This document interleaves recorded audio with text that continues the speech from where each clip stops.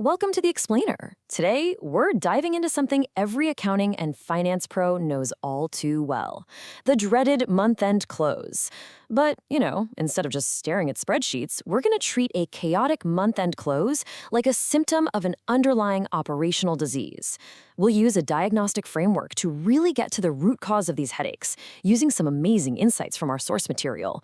So let's jump right in. Today's Explainer maps out our comprehensive medical playbook. We're looking at diagnosing the close process, business model close variations, high-risk case scenarios, warning signs and red flags, and finally, process improvement recommendations.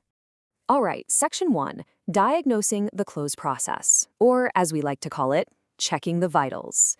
To kick off our diagnosis, we absolutely must assess the overall health of the upstream accounting operations. We apply this specific 5-step advisory approach to every single client. It's just a fantastic way to systematically break down the whole close process. First, you review the calendar and velocity. Second, you assess manual journal entry controls, looking out for late postings or unusual preparers. Step 3 is inspecting balance sheet reconciliations, paying special attention to high-risk areas like accrued liabilities and deferred rev. Step 4 evaluates the reasonableness of accounting estimates. And Step 5 confirms reporting readiness, especially around going concern documentation. Now, I really want to emphasize one absolutely crucial number here: 10. If your close is taking more than 10 business days to deliver management accounts, you're looking at a significant operational failure. Seriously, it usually means upstream cycles are totally missing deadlines or reconciliations just aren't happening during the period. 10 days, that is your critical threshold. Moving to Section 2, business model close variations, or our patient profiles. While the underlying stages of the close are pretty much the same across the board, our baseline vitals actually change dramatically depending on the specific client type or patient profile. Let's look at how this runs by client type. For private companies, close velocity is usually the main culprit, often dragging out 15 to 20 days purely because reconciliations are only done annually. Yikes, right? But then look at sponsor-backed companies. They prioritize EBITDA bridge analysis and face intense velocity pressure from institutional investors. Externally monitored filers, they have to work backward from hard filing deadlines. Meanwhile, multi-entity groups have got a hyper-focus on intercompany reconciliations. And those estimate-heavy companies like in tech or healthcare, they need formal review committees to manage earnings manipulation risks. The treatment really has to fit the patient. Section 3, high-risk case scenarios. Welcome to the ER.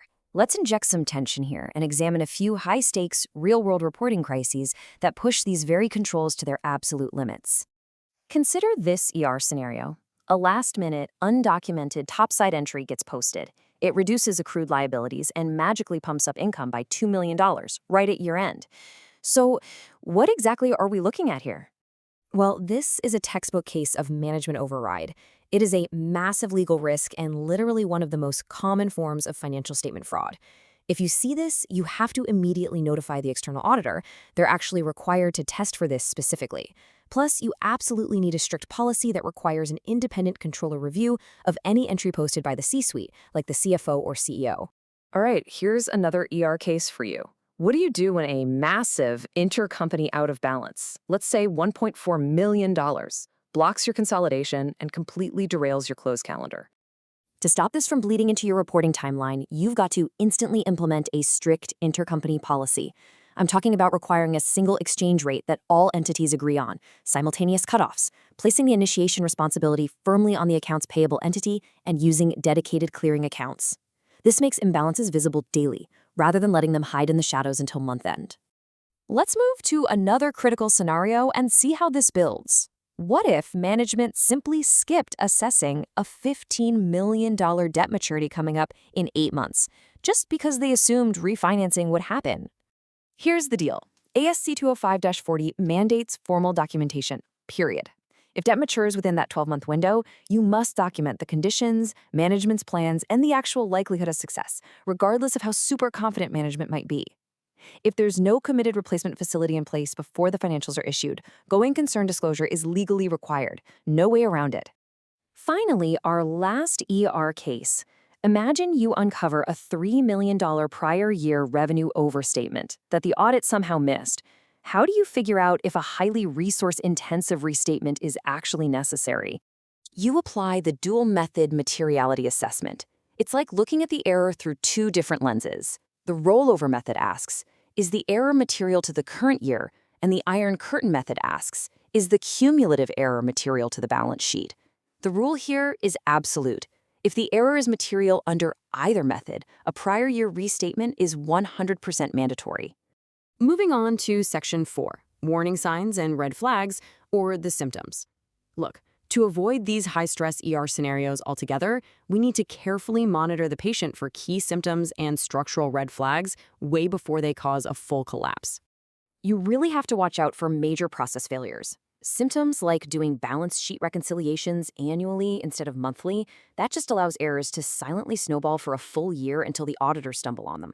Also, keep a close eye out for clearing accounts with non-zero balances at period end, and those recurring unexplained accrual reversals. That's a huge tell that your accrual process is fundamentally broken. Now, I want to slow down for a second here because these next symptoms represent severe legal risks.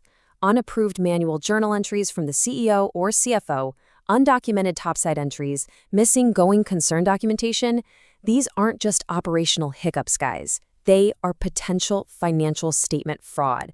And honestly, accepting flux analysis without written explanations, that just means errors are totally bypassing your primary quality gate right before statements are issued.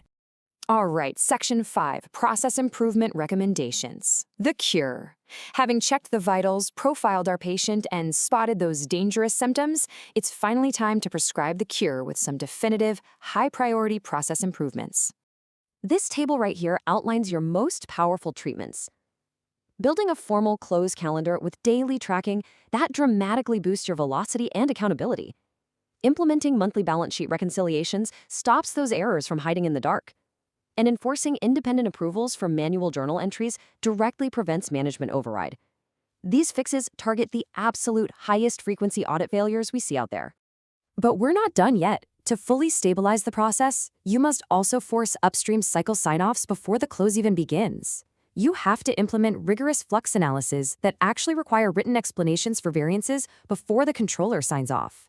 Plus, establishing automated intercompany matching and requiring subledger to GL reconciliations ensures you have a complete and accurate balance sheet every single month.